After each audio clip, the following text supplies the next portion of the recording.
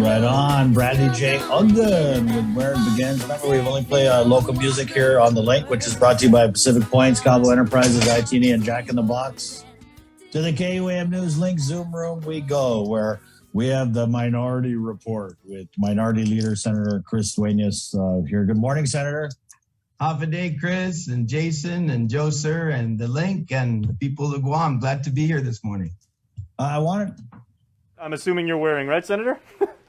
Well, it's kind of a hybrid, right? Because I was rooting for the Rams because of Matthew Stafford. Of course, he's a Detroit Lion, and a lot of my family members, having our other half of the family been from Michigan, we're always rooting for the Lions. So we were sad to lose him, to LA, but we're happy that he was able to win the big one. So, yeah, I'm wearing a little bit of a Detroit homage here. So, Senator, I know we asked you before, so your team, is it the Detroit Lions? No, that's actually the family team. I got 2 or 3 brothers who are super, the saddest part about my football love is actually I'm a Buffalo Bill. And the terrible part about that is, So, we've had 4 trips to the big dance. Unfortunately, we lost all 4 times. And this year, I thought we were going to the big dance. And in the last 18 seconds, Kansas City had something to say about that. So, well, hey, guys, I know we were talking about this offline last time. Wasn't that an amazing playoff series and Super Bowl? I mean, I tell you, this is I think this has really brought the NFL to a different height in terms of the competition. The games were awesome. I mean, first time in history, all 7 NFL playoff games have been decided by 7 points or less. Right. Yeah. Good stuff. Well, that was cute, but let's move on to more pressing issues. Sure. Senator, I wanted to start with this fiscal note hearing that they had yesterday, and it was a quick hearing. I was able to watch most of it last night, but so this Senator Joanne Brown, Senator Tello Taitigui, they have this bill where they're trying to require BBMR to do these fiscal notes, which are basically anytime they have a piece of legislation, the governor's office is supposed to say, hey, this bill would impact this much, and this is how much it's going to cost, and this is how much it could potentially bring. You know what I mean? I know you know what a fiscal note is. Sure. But the hearing, it kind of really just seemed to be back and forth where Lester Carlson and BBMR was saying, oh, no, we've been turning into fiscal notes. We've been giving them to the Rules Committee. So I guess we'll just start there. Do they or don't they do the fiscal notes for the measures that needed in the 36th Guam legislature? Yeah, first of all, the bill, I've followed the bill through the process, and I was able to catch some of the hearing yesterday. I had some meetings scheduled in the office, but I did go back and review. What the bill really tries to do is tighten things up and strengthen the already public law of requirement of fiscal notes. This has actually been a perennial issue in several legislatures, really since the requirement has been in existence, right? A lot of the times the fiscal note really, and keep in mind, the legislature also provides a fiscal note as well from Office of Finance and Budget. So this is where I see why the back and forth kind of happened. But keep in mind, the biggest thing that the fiscal note really is designed to do is, as Senator Tello and Joanne and Senator Brown and others have been saying is, there are times when, in fact, there's a couple bills on for this session. There are times where, there will be an appropriation that's going to have an effect on the overall budget if the funding source is not truly identified. And that's what the fiscal note's supposed to say. And particularly from the executive branch, because keep in mind, they're the ones who have to carry out, right? Like there's an appropriation in this session for $3.5 million of EITC, right? We got to figure out what EITC is that, because right now, this fiscal year, BBMR has identified their $35 million in EITC reimbursement to go for tax refunds.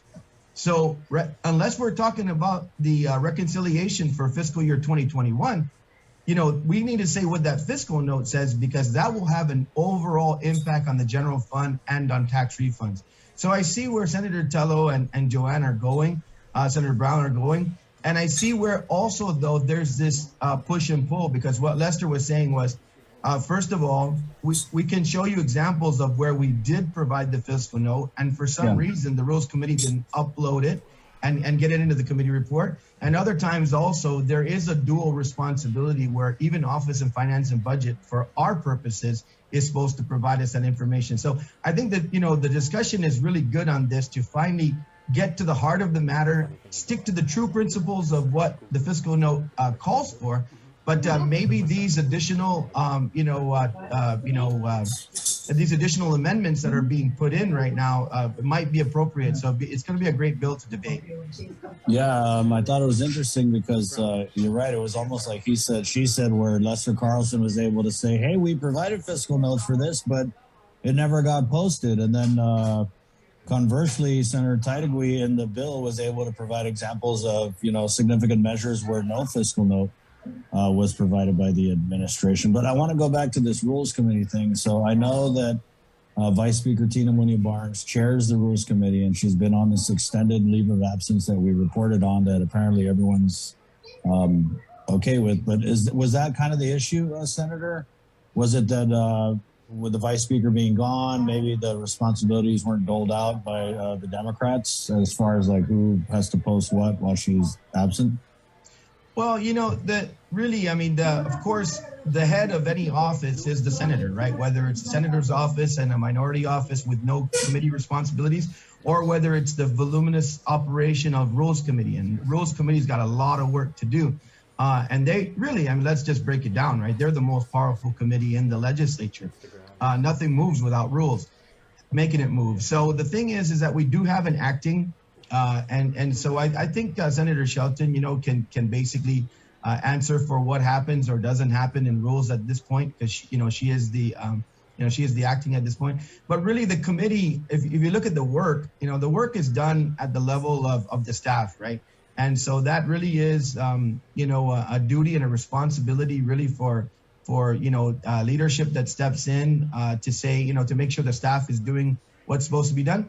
And it's really ultimately up to us to catch, because where the fiscal note, it matters throughout the process of the hearing of a bill, but it matters the most when that bill hits the floor, because that is where we are going to be making decisions based on those who have introduced the bill and the legislature who will be responsible for saying that this funding source is going to do this, and at the administration level where they are going to have to execute that, that appropriation.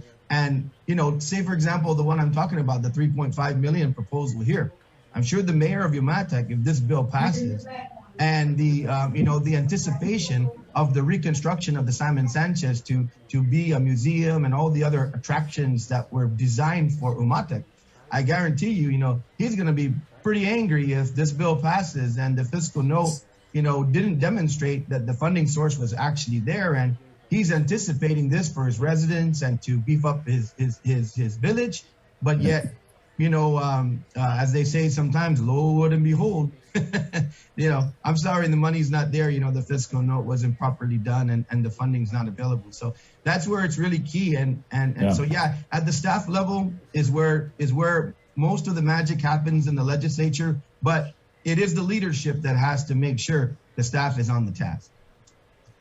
Senator, I think that this bill, it kind of made me, when I was watching this hearing last night, it made me think of another issue. It's very similar, but not necessarily with the fiscal notes, is when you guys have a measure. It's very inconsistent. Now, if it's a measure by, like Senator Mary Torres or any of the administration-friendly Democrats, if it's a measure that has something to do with crime or whatever, it kind of seems like the subject matter experts are really available to go down to the legislature and talk about it. For example, if it's a bill that's got something to do with, and that's just a random example, like silencers, right? You would think that, GPD would come down and say, hey, this is what we think of it or whatever. And I know they might have in that hearing, but I'm just saying I've seen bills where it's kind of like you're sitting there wondering like, hey, what does the AG's office think of this? Or, hey, what is GPD or how's this going to impact? And you don't see that. And it really reminded me of the fiscal notes. It's like something that, used to happen. Governor Eddie time, Governor Felix time, you would see these directors come out and they would testify like, hey, we support this bill or we oppose this bill and this is why, So it's very similar to the fiscal note subject, but it's not something that we see consistently at the legislative level. Chris, I have to agree. I've been really disappointed in terms of the participation from the executive branch in a lot of these matters. And you're right, even, legal opinions, sometimes stuff that goes over to the agencies. One of the things that's why actually, and you might, find it very interesting. Some folks didn't want us to have committee of the whole in this last meeting on the issue with regard to upgrading the load limits for the roads, right? But yet the same senators asked a lot of questions eventually when we got, and the reason why that committee of the whole came together was there was significant, a lack, I guess, of significant input when the bill was being heard. And here's the thing, Chris, also a lot of times there's really a lot of misunderstanding the way bills are written, right? What we ended up learning more than anything else from that hearing when we had committee of the whole, although it was a stretch to say it had a fiscal impact, but it really did, because when you talk about the ability of, companies to haul different loads and what weight limits, it does have an impact in terms of what that container ends up costing and what goods end up costing when they're in the store, right? But the main emphasis of that bill, Chris, was in order for us to avail of the federal funds to have the haul roads identified and the millions and millions of dollars to reinforce those outer lanes of the northbound roads, we needed to have this law in place. So the big picture of that wasn't, hey, these guys are going to go out and tear up roads because we're going to raise this limit. The main emphasis is we won't raise those limits until the roads are fully haul roads and identified and constructed as haul roads. And if we were to do that at the local level, Chris, I mean, we would really be going out for a huge bond in order to do that. But these tens of millions of dollars in upwards of that are going to be paid for by the military, because they are going to be users of these haul roads as well in order to move munitions and things when they do that. That's a requirement, but we wouldn't have gotten the federal funds without the designation. And so sometimes bills, they read a certain way, but they have a lot of information that's deeper in it.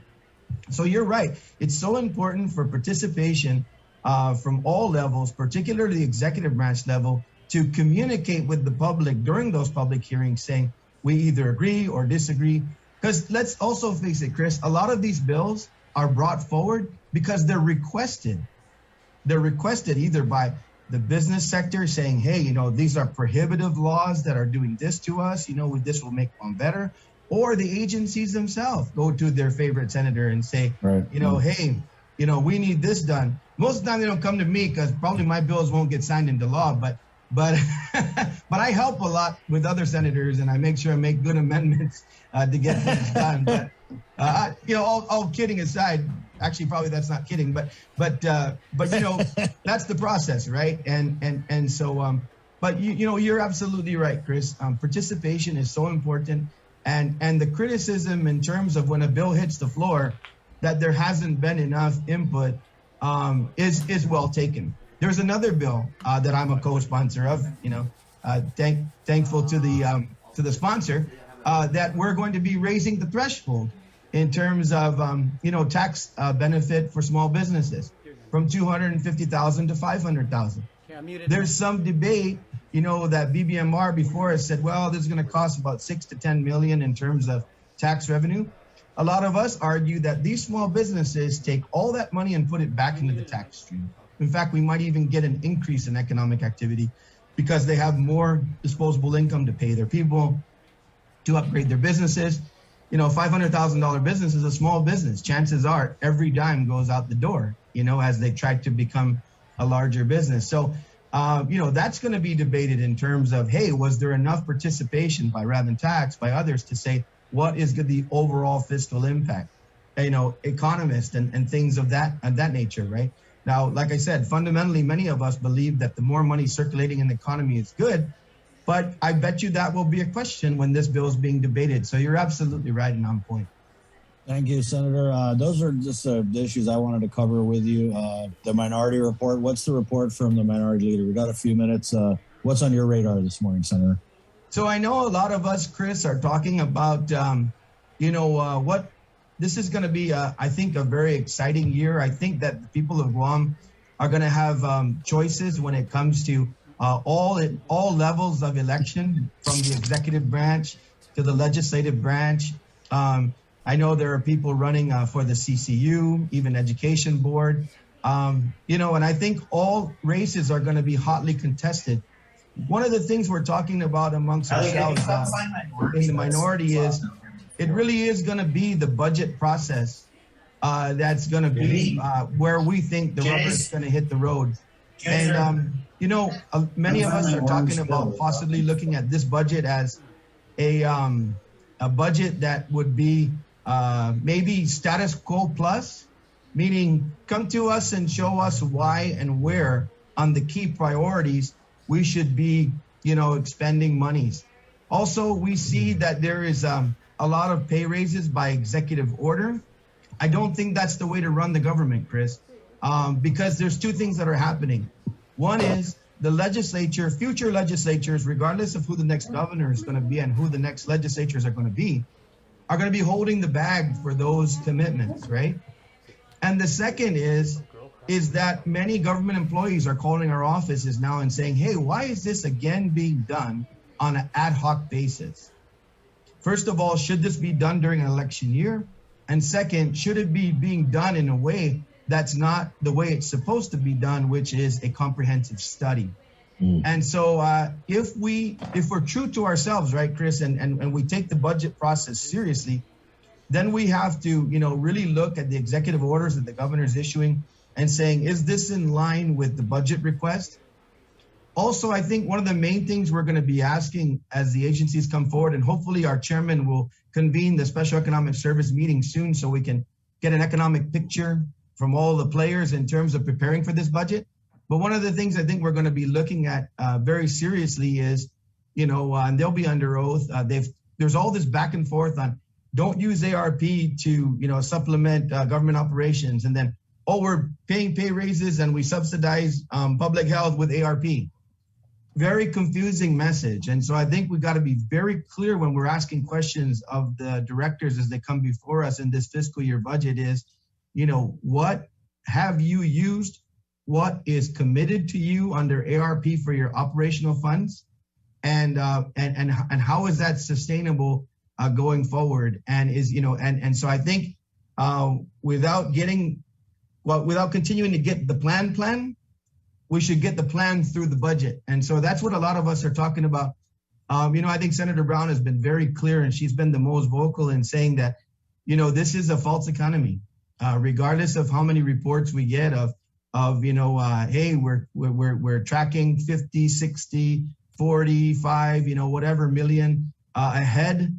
That has to come down. That, what goes up has to come down at some point with zero tourism, basically. So it's kind of I think it's kind of important for us to continue to understand funding the priorities and doing what we need to do.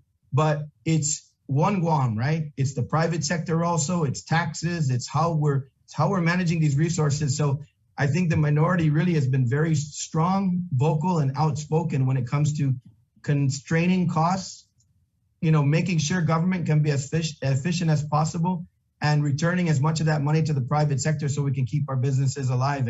And so that's what we're aiming for, gunning for, and we want to see a very, very robust discussion on the budget in the months ahead.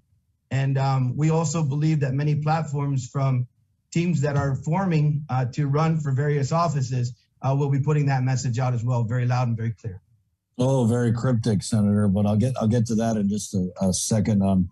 With these raises, though, you're right, and I want to say going back to the law enforcement raise, which is 18%, right? And I mean, we haven't really been able to ask the governor about this, but if GPD was at the bottom, and I sound like a broken record because I say this every time we talk about these raises, if GPD was the lowest paid law enforcement and we raised everybody up 18%, then GPD, the disparity is still there. So I'm not sure what we did other than in an election year give more people a raise than we were supposed to. So, I mean, it's a win for the governor, Lieutenant Governor Josh. But going back to what you said about having to hold the bag for this down the road, when we asked the governor, one of the things we were able to ask her was, where's the money coming from? Her answer was, to me, concerning because she mentioned like 5 different and I don't even think there were revenue streams. One of the things she said was like, "Oh, my directors are very frugal and they save money." So, okay, so directors saving money, that's going to the raises. And then she said something about ARP and the general fund, but it was basically like,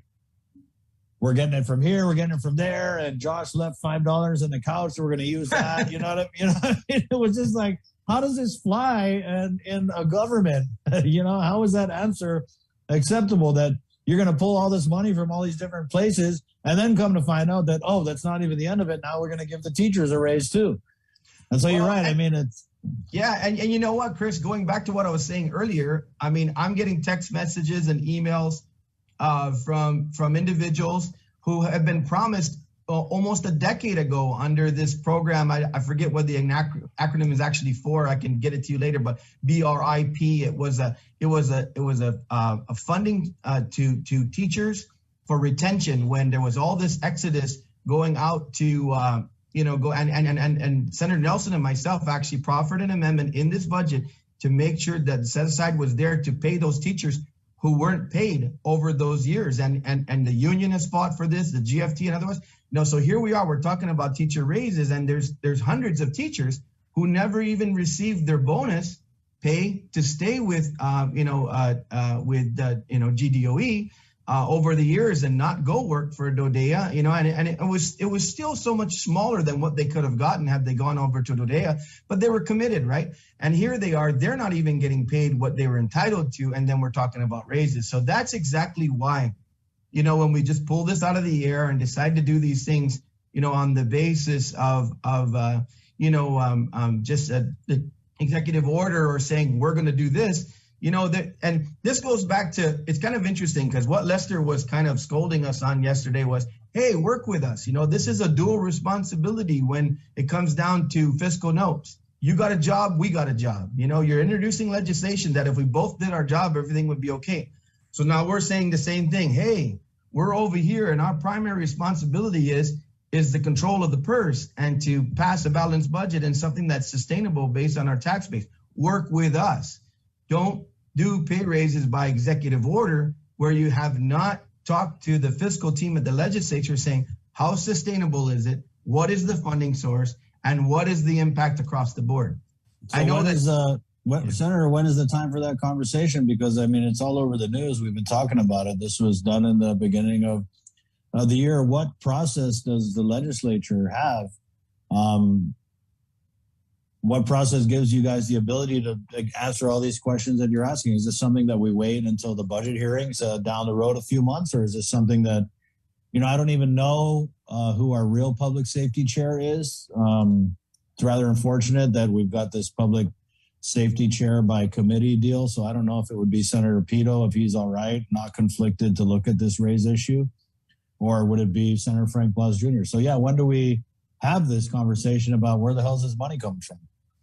I think many of us are asking it already, but you're right. It's going to be through the budget process, but here's what's going to happen, right? In my opinion, is if we continue to do this, which is not the right way to do it. First of all, to make executive orders permanent, they have to be codified in law. So when I say holding the bag, it basically means every time this kind of stuff is done by executive order, down the road, that's what those agencies, and rightly so, those administrative services officers say, hey, this is executive order. Unless it's rescinded by a subsequent governor, this is the law of the governor, right? But so this is what we have available to us. If it comes budget time and continuously these things are done without consultation with the legislature, then we go into the executive budget and we start carving out the budget and say, you made an expenditure here, you're going to pay for it here. That's the control that we have. And that's why we don't want to end up in that back and forth. And it would be much better if the governor would just sit down, or have Lester and the rest come to us and say, look, these are our plans in terms of executive orders that we're going to issue and everything else. And this is how we're going to sustain it. Because many of us would come back and say, hey, if that's your plan, then let's just do it by law. Let's do it the way it's supposed to be done. It's through the legislative process. Yeah, but make it part of a budget that makes sense. Make it comprehensive. Because I bet you've probably heard this too, Chris. There are support staff in DOE that are saying, we support the teachers. We want them to get their pay raises, but we need help too. And we do so much to support what they do. So, once we go down, as the adage goes, right? Once you go down the rabbit hole, you're there, and you got to find some carrots. So let's work together. I mean, the governor's a shrewd lady, Senator, and I think that she did it this way because she knows, and I think the track record has proven that, I mean, it's going to take a lot for you guys to fight it. And if you do fight it, do you want to be the senator who stands up and says, oh, no, where's this money coming from? No more raises. We need a whole... No, of course not. But then if she did it the way it was supposed to be done through the legislative process, then you guys would be able to share in the credit of who got these law enforcement people, who got these nurses raises, because right now they're raking in all the credit, the administration. Well, I'll tell you what, Chris, if I decide to take out a packet and run for office again, what I don't want to be is the senator who gets reelected sitting there when all of this stuff is done, and then we start seeing that the money's not there and say, guess what? I gave you a nice raise, but now you got a 32-hour work week because the government can't afford it. I mean, that's the kind of real conversation that needs to happen. And so let's do this in with respect to what is the sustainability of these discussions, And if you say, well, that's why we won't reduce the BPT from 5 to 4%. Well, then if that's what you're saying, and you're saying you want to invest that money in the true, resources of our people in public safety and education and healthcare, then let's do it on a comprehensive manner, not ad hoc to where it's like, I gave you a raise, I gave you a raise, I gave you a raise. You owe me your adoration, adulation, and whatever else comes with that. No, that's not the way to run a government. And that's why I think there's going to be a very robust campaign coming forward. Yeah, let's talk about that, because last time we had you on, you said something about a February surprise. And, oh my God, it's February. Thank you for the federal funds.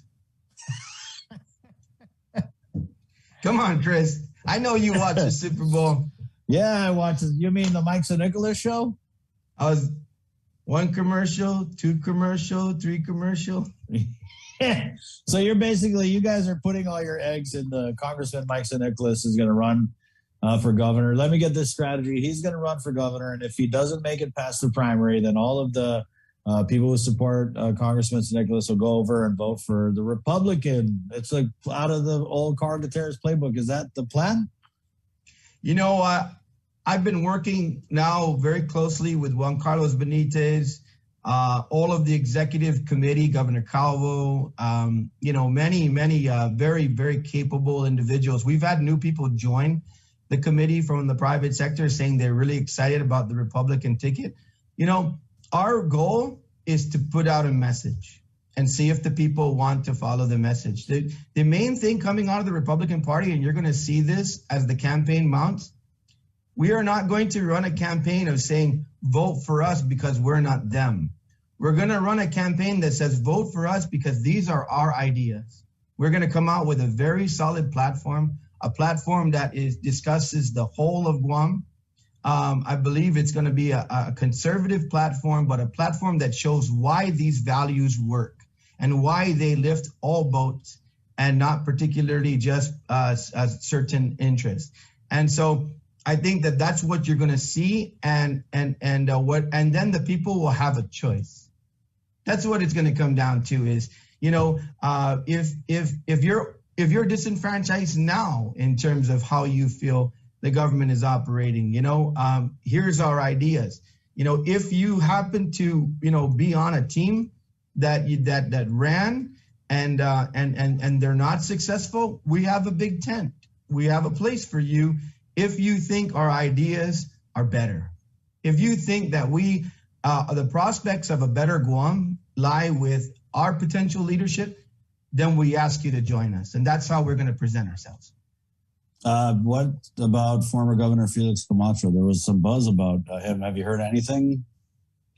I have to leave those discussions, to those folks. And it's the canned answer, so I just have to do it because I have to do it. It is their decision over prayer, over working with their family, and it is their rollout to have. But I know that Republicans individually and teams are talking, and they're making assessments. And I can tell you we have a very, very, very good selection coming up. Just wiggle your left ear if Governor Camacho is really, really serious about running. See, what you're gonna do here is you're gonna go back to the tape here and show that my ear wiggled. Hey, we can make it wiggle. If I could do that, Chris, I don't know that I would be doing this job right now. You'd be in the Guinness Book. Right. Thank you, Senator, for your time this morning. Good talk. Yeah, you too, man. And like I said, look, in the end, Guam deserves a choice, but also right now, Guam deserves us to be doing our jobs. And that's why I'm excited about our team and what we're talking about, because the budget of the government of Guam is really the blueprint on how Guam goes forward, because it's the people's money. Thank you for the federal funds, sure, but it's also the people's money. In fact, those funds belong to the people too. So stay tuned for us to be very, very aggressive on that issue. Thank you, Senator. Hey, thanks, Chris. Have a great day. And to the people of Guam and the link, KUAM.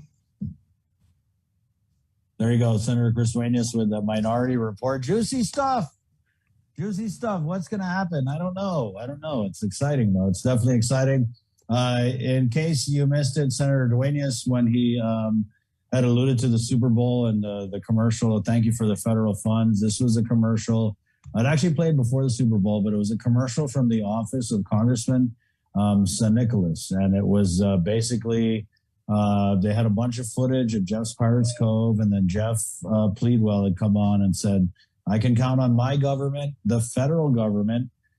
Thank you for the federal funds. And it was basically like, these are federal funds, everybody, not lose funds, right? Because the governor makes it seem like she's handing this money out from her purse like that, right? And so I think Congressman San Nicolas wanted to kind of remind the people who don't already know that this is coming from the federal government, and he works for the federal government. See how he did that there? And I was talking with someone, and I was like, how is that not a campaign commercial, right? How is it not? Because it seems like a campaign commercial. But then again, everything that Lou and Josh is doing right now seems like a campaign commercial too. I mean, they can't come out with any type of assistance that doesn't have their picture plastered all over the graphics. So it goes both ways. There was a saying, it is what it is. Exactly. We're going to take a quick break, and our 8 o'clock newscast is coming.